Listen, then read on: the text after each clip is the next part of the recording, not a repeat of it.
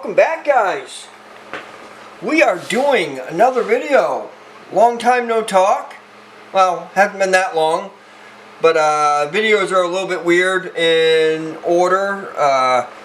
Well, not in order. They're actually pretty good in order, but in the last video you guys saw, I said I haven't talked to you guys in a long time. Well, technically that one, the reason why I said that in that one, basically it's shooting the final load video, is because I thought all the previous videos of reloading the final load, and there was the muzzle brake on the PC9 or whatever the hell it is, all of those, I thought they were lost and I wasn't going to be able to get them on YouTube.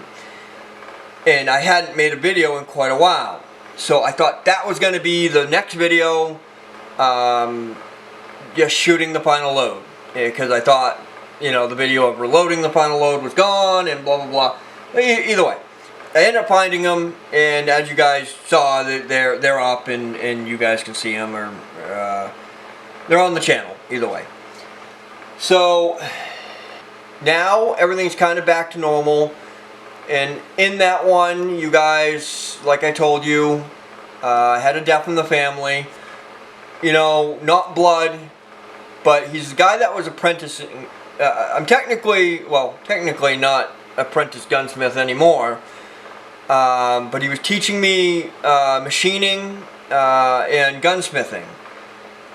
He's been teaching me for the last 5 years or so about gunsmithing, and basically a lot of lathe work and chambering. I chambered my first barrel a few years ago. You know, done a few more since then, but basically he was teaching me how to machine on the lathe, machine on the mill. Well, don't have the mill anymore, but he was teaching me how to gunsmith. I was apprenticing gunsmith, and now kind of no longer. Now I'm kind of taking it from here, learning what I can on YouTube, which is honestly a very good way to learn. Nothing like experience, but you know, you can get quite a bit from YouTube. But that's where I sit on that. I'm gonna keep going with it. I'm not gonna stop, but it does really suck. I miss him. He was like a grandfather type to me. He basically, you know, it didn't matter. It was no difference. He wasn't blood, but he was family to me.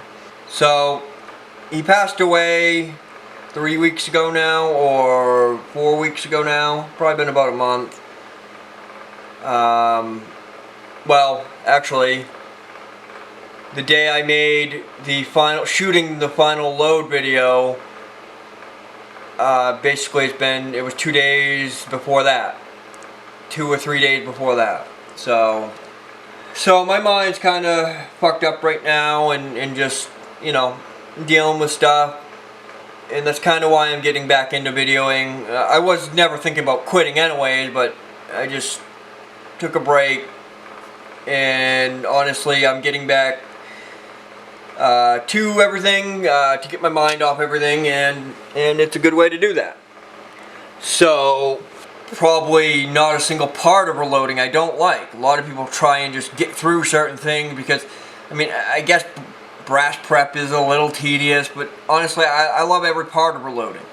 I'll get a few things to help me out, which this is what this video is about right now, is a lot of stuff I bought in the last couple months. I've been collecting a bunch of stuff, and I haven't opened it yet because I figured I'd open it up on the channel and show you guys some of the stuff I got.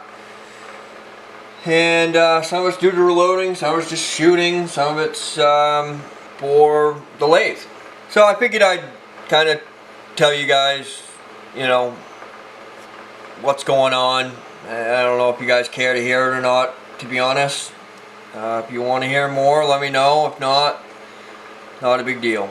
But yeah, just trying to get through everything, doing good, and I'm going to keep going with gunsmithing as much as I can. So either way, one of the first things I got was a new parting tool. So I've always used just regular parting blade, piece of high-speed steel.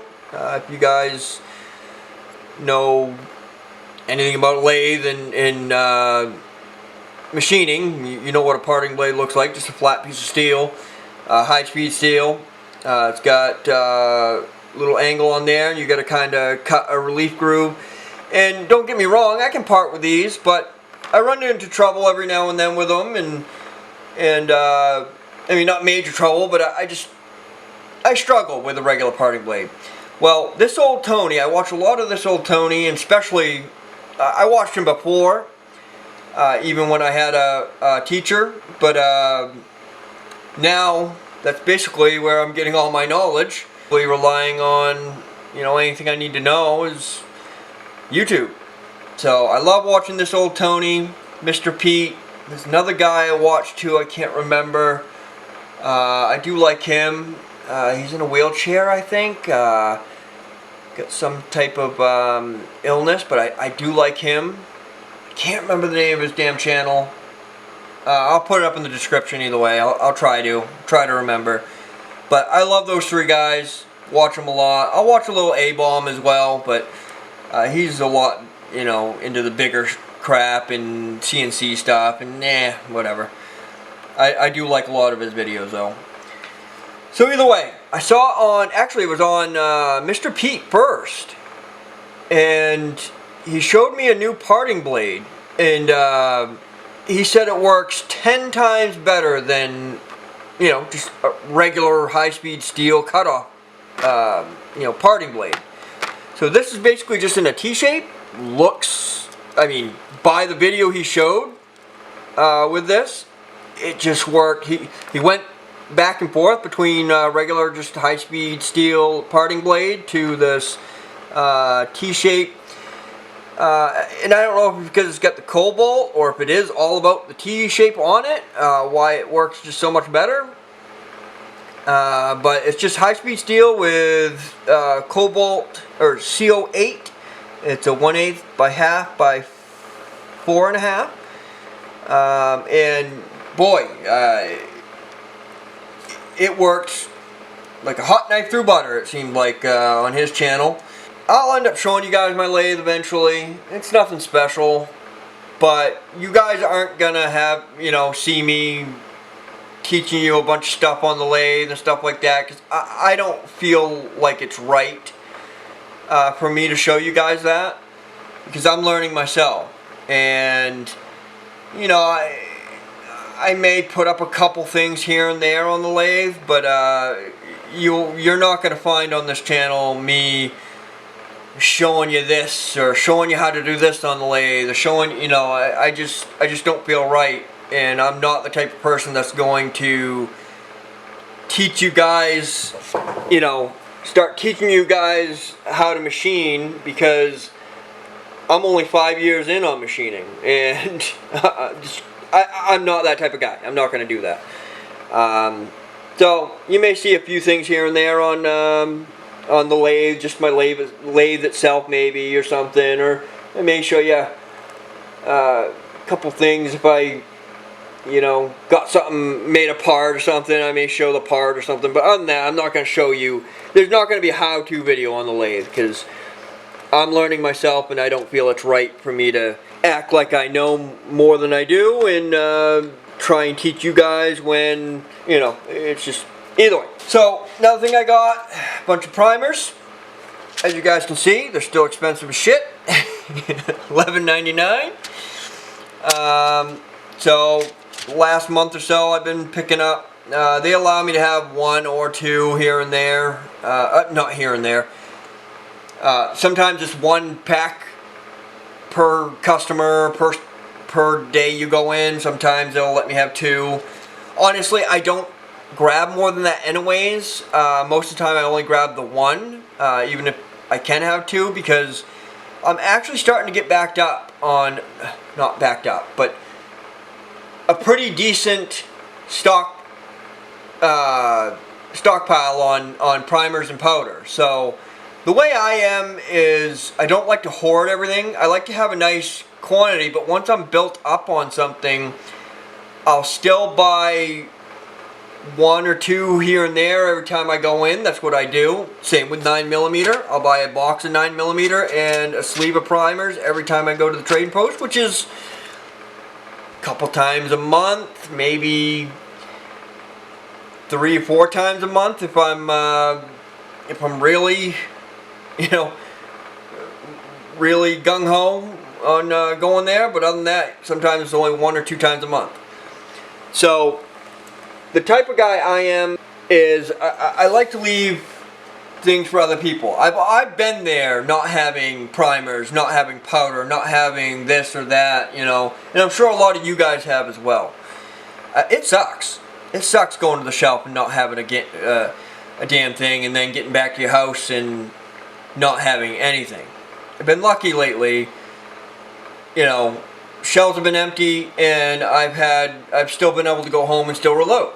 So I've been lucky there. But back in the day, trust me, when I first started reloading, I remember the day not being able to load because the shelves were empty. So I try and only get 1 or 2 here and there. I know a lot of people think fair game, buy as much as you can whenever you can, and that's fine too. If you're like that, you know, not condemning you, but the type of guy I am, I like to leave. If I got a stockpile, I like to leave things for other people, so that way they're not without. Another thing I want to do is get a bunch of factory 6.5 Creedmoor stuff. I want to shoot a bunch of factory ammo out of my bench rust gun, just to see what the best factory ammo is. You know, what my bench rust gun likes to shoot for factory ammo. So I picked up a thing of Whitetail 140 grain 6.5 Creedmoor Norma. Looks like some good stuff. It's hunting ammo, so I mean it's not really. And actually, to be all honest, I picked it up for another thing I got to show you guys. I am going to be shooting some of it out of my bench rust gun, but technically it's not for that. But I'm going to be picking up a bunch more factory 6.5 Creedmoor rounds. Pick up a variety, shoot it through the bench rust gun, and this other project I got going, and see what it likes. Alright,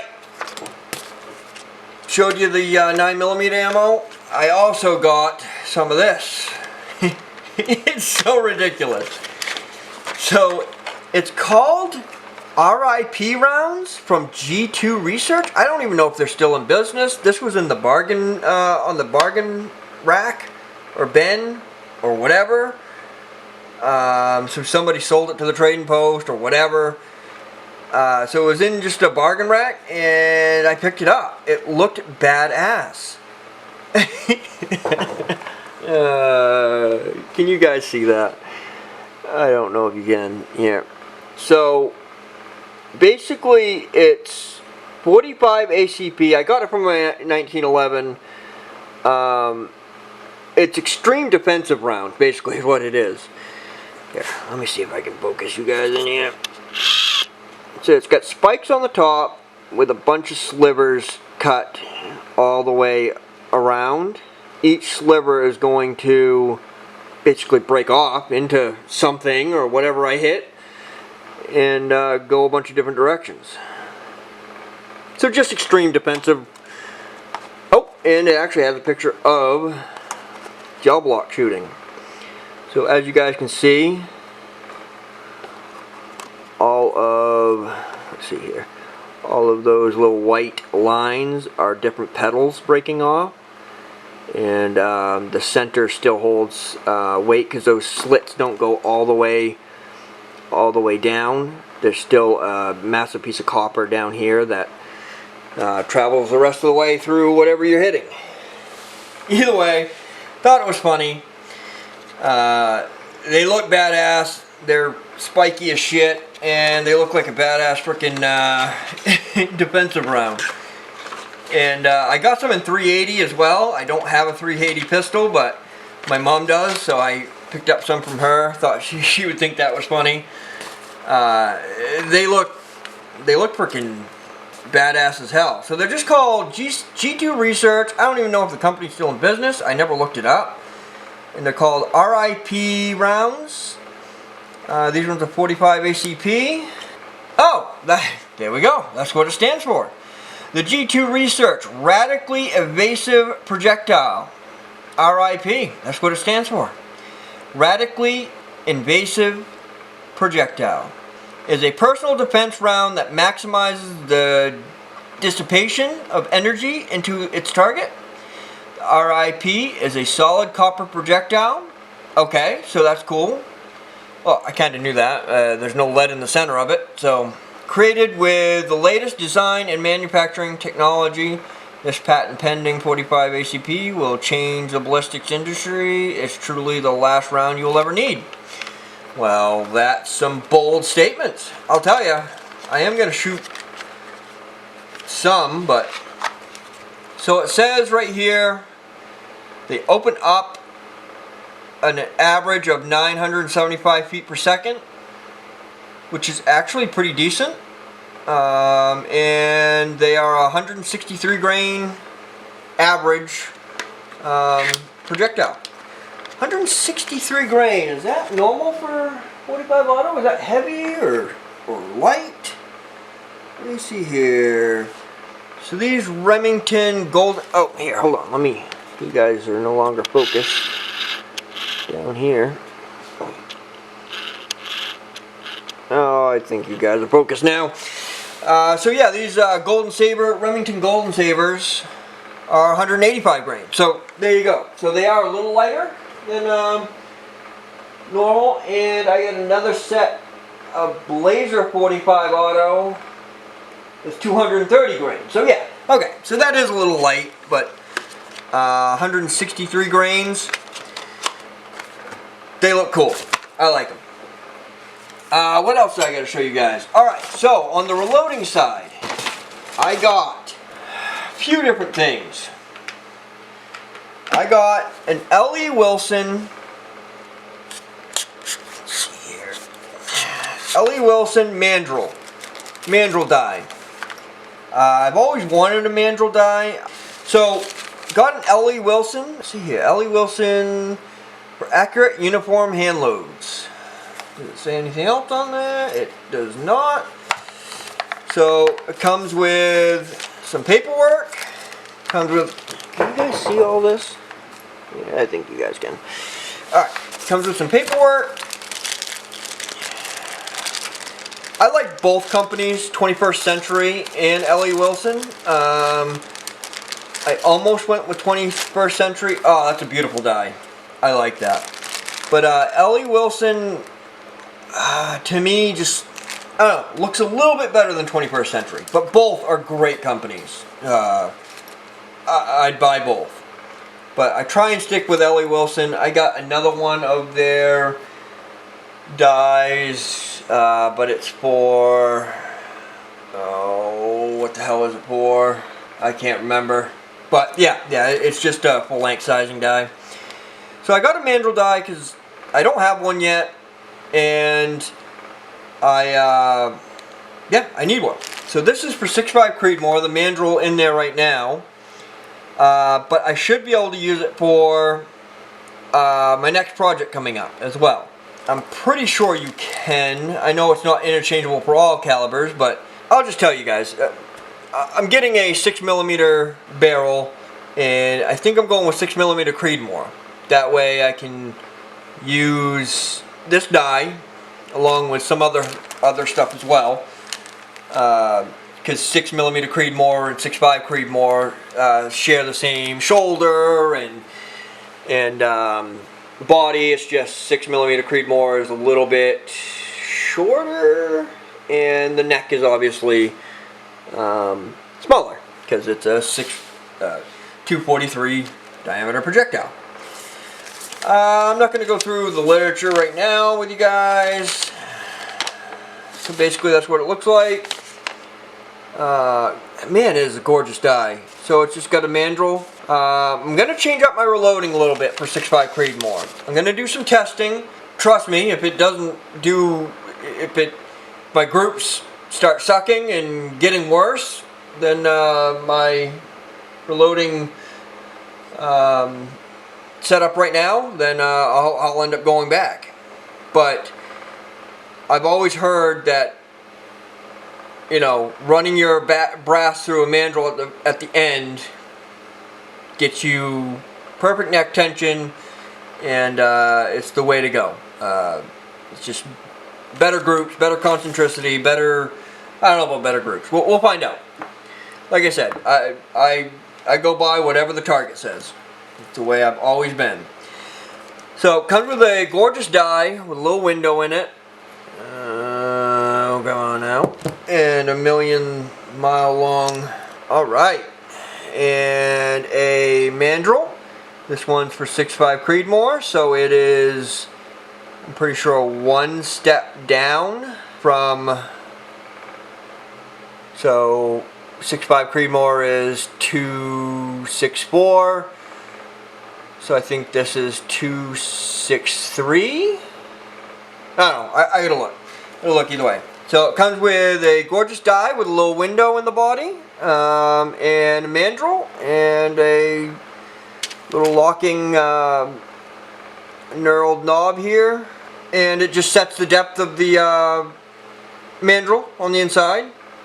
Like I said, the body's got a window on it, so you can see your case go up in. So I've always wanted a mandrel die. Oh, it also comes with a Allen wrench and another little set screw. I would imagine that's for your lock ring here, because it's the style. I'll end up replacing that because I like Hornady's locking rings. I don't like the locking ring that set screw goes up against your threads. I don't know, I've heard it can kind of ding them up or kind of mess with your threads a little bit. But so yeah, little baggie with an Allen wrench, extra set screw, and a lot of literature. So I'll read that at a later date. That way, not boring you guys. But boy, that's a gorgeous, gorgeous die. I've always wanted a mandrel die. And I've always heard it can help you with concentricity and kind of help you with flyers. You get your perfect neck tension. As of now, I get pretty good neck tension with that Lee neck die, but I don't know. I've always heard these are really good, and as you guys know, I'm a believer of whatever the target shows is good. So if I go to this and shit's all whack, then I'll be changing up. Either going back or trying something different, or we'll figure it out. But I highly doubt it. I got a feeling this is going to help me shrink my groups a little bit more. And as you guys know, I got pretty good groups already, you know. Okay. But always want to go smaller. So, got a mandrel die. Hopefully that helps. Alright, next, as you guys know, I've always told you I like priming on the press, and I still do.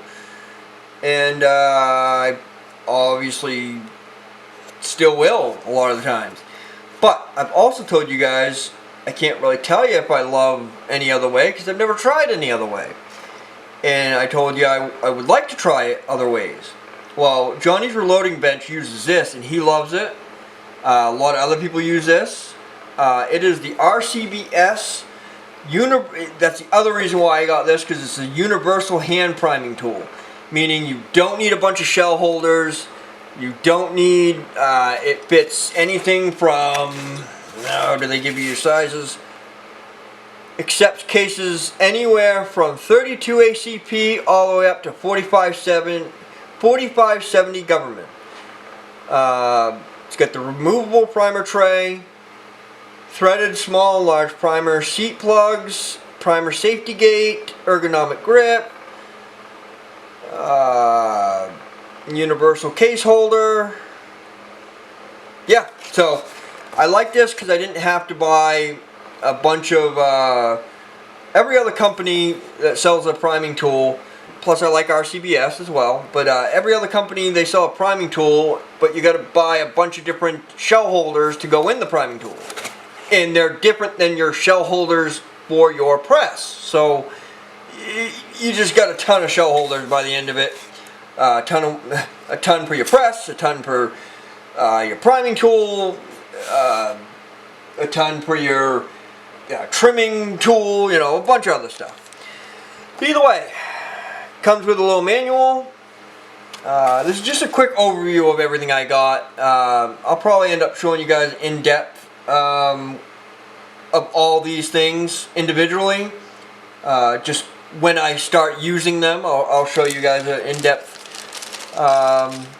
look at them and show you guys how they work, and then we'll also do a long-term review of if it breaks or... Oh wow, I like that. Yeah, I think I'm gonna like that already. So comes with a nice hefty, not super heavy, but nice hefty steel, galvanized steel. I don't know. Definitely steel because it's nice and heavy. But nice body with a priming system. Tray's going to go up here in the top,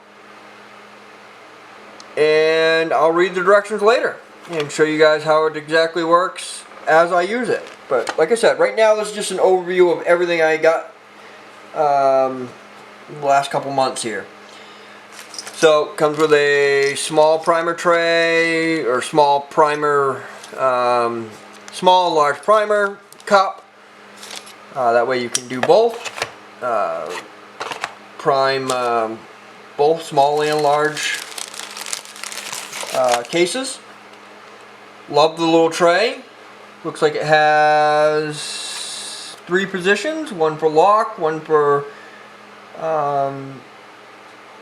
ready to go, and oh no, it's not. It's just basically a gate to let them drop down in, and that's it. There is no lock. I don't think. We'll read it later. We will read it and get it. Anything else underneath? Nope. Alright. So, I'll let you know how that works. I'll show you guys overview of using it, and you guys are going to be watching me use it for a while to come now. I'm going to be mostly priming strictly with this for quite a while, just to get it tested out and use it and tell you guys my feelings about it. Alright, next I got a set of Hornady dies. As you guys know, I like Hornady dies. My 2 favorite are Lee and Hornady. Hornady dies are really good. I picked up a set of 308 dies for my 308 videos coming up. That's gonna be next.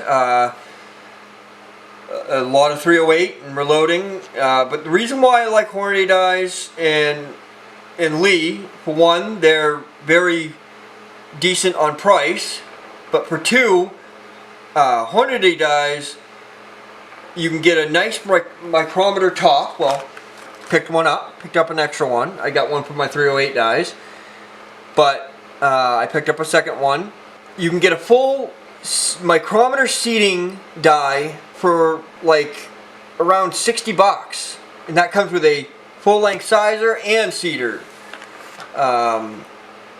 So this die set is for 6.5 Creedmoor. I am, like I said, with this Wilson die and these, I'm going to try a new reloading setup for 6.5 Creedmoor. See if I can't get some tighter group. I know these dies work really good, and I've been technically I started off just getting this set to make a micrometer seating die, but I'm going to use the full-length sizing die as well, and yeah, test it out. So got a micrometer seater and full-length sizing die Hornady die kit for 6.5 Creedmoor. I also got another one in the mail for 6mm Creedmoor, because that will be coming in. I am going to be doing a few different things with 6mm. I am going to chamber my own barrel, and it's going to be 243. And I bought a already chambered 6mm Creedmoor barrel. And I'll show you guys that when it comes in.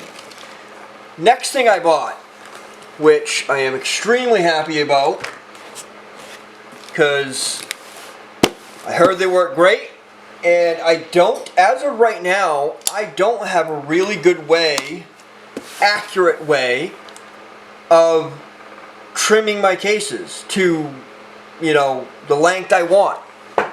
I have a rough way of trimming my cases to about the length, but I can never get it right on. It's always, you know, whatever, 3, 2, 3, 4 thousandths longer or shorter than what I like. So I ended up getting the Frankford Arsenal Case Trim and Prep Center. I've seen many people have this and they love it. One of them is Johnny's Reloading Bench. As you guys know, I watch him a lot. I love his channel. But that's basically what it is right there. You guys have seen it anyways. Yeah, so it does everything. Like I told you guys before, I like every bit of reloading, every part of it. But if there were a part that gets tedious for me, that's kind of, you know, champering and deburring and a little bit of that. And I still like doing it, but after like the 100th case, you know, starts getting a little tedious. Not so much tedious, really it starts hurting my hands, basically, is what it is. If it didn't hurt my hands, then I wouldn't really have no problem. But the way I trim my brass right now is with a Lyman, just little, well, you guys have seen it, little Lyman turning tool, and basically trims your brass, but there's no, here, let me grab it real quick so you guys can see. Alright, so it's this bad boy right here. It's the AccuTrimmer, but the problem with this thing is there's no easy way, quick or precise way to get, you know, 1/1000ths or 2/1000ths accuracy or increments to set your brass, the length of your brass. They have a little set screw here, but you just slide this thing down back and forth on this to get your right length, but there's no, it's all just crude adjustment. There's no fine adjustments. So it's like all or nothing. So that's how I'm trimming my brass right now. And it's worked okay for a long time, but it's just that. It's worked okay. So for quite a while I've been wanting a better way to trim brass. And from what Johnny said and a bunch of other people that use this, it works good. It's pretty precise. It gets it, you know, to around, you know, probably not exact, but probably around 1/1000ths or 1/2 to you know, the length of brass you need, and that's good enough for me. I want a repeatable, and that's the other thing. I want a repeatable way of getting my brass to what I want. On my bench rest gun, I needed a certain length every time, and it's a pain in the ass with that AccuTrimmer getting the, you know, the same every time. And honestly, in the picture on Midway, this thing looks freaking huge, and it's actually not that big. It's a lot smaller than what I thought. Like in the picture, it looks massive. So that's one thing I was not looking forward to, but it's not that big. I'm actually very impressed with that, or surprised. So in the top here, it's got a spot to hold all your stuff. Can you guys see this? Yeah, you guys can see it kind of. So that's where you trim your brass. It is a full station. You got a bunch of spots to put a chamfer tool, deburring tool, primer, pocket cleaner, blah blah blah. However you want to set it up, you can set it up. You can set it up many different ways. But yeah, like I said, that's about the only thing that gets a little tedious for me, just because it starts hurting my hands. And that's brass chamfering and deburring and primer pockets. Getting that done, you know, kind of gets to be a pain in the ass eventually. After, you know, 50th, 100th case, something like that. So you got a bunch of just collets in there. They send it with a primer pocket cleaner and chamfer, BLD chamfer and regular chamfer and deburr and all that. So it gets sent with all the tools you want. And also on Amazon you can get some carbide tips and stuff that work a lot better, I heard. And so yeah, you can get a bunch of upgrades for it. So that's about it. I think I'm at the end of all of the stuff that come in the mail. And oh yeah, one more thing. I got another massive box of 9mm. Like I said, I've told you guys I've been trying to stock up on 9mm. That's one cartridge that I used to reload for a lot, but I stopped reloading for. I mean, I still got a lot of stuff to reload for it, and I can still reload. I'll still reload my hollow points, my defensive rounds and stuff, but I want to stock up on a bunch of Full Metal Jacket and just ball ammo, and I think I'm up to about 4,000 rounds now, and this brings me up to quite a bit more. I can't remember how many are in here. It's a full case of 9mm. So yeah, Midway was having a massive sale. It's basically just Winchester white box. You know, it's not the most accurate stuff, but you know, it'll do. I'm just trying to stock up on 9mm. It's one round that I'm not really reloading a lot of, and it's so cheap, it's really not, you know, beneficial to reload for it. So been trying to, plus I have a lot of guns that shoot 9mm, so you know, I just like having a massive backstock of 9mm, and I'm getting up there. So that's basically it. Still got a few more things to buy. I want to get like I said, I want to get a bunch more factory 6.5 Creedmoor. Shoot it through my bench rest gun, and you know what? I'll show it to you guys now. Oh, let me move everything. This freaking video is already long. I probably should wait, but alright guys, so I got a new rifle. Always getting new rifles. Nothing wrong with that though. It is a Savage Axis. Here, let me get it. Oh no, actually it's right there. I don't know if you guys are going to be able to see this. Savage Axis. Got it in 6.5 Creedmoor. But this is the gun that I'm switching to. I'm going to be shooting a little bit out of the 6.5 barrel. It's a brand new gun, brand new barrel, so you know, I want to, the barrel is going to be around anyways, so I'll probably end up sticking it back on sometime down the road. And sorry for the moving, I got to kind of hold you guys.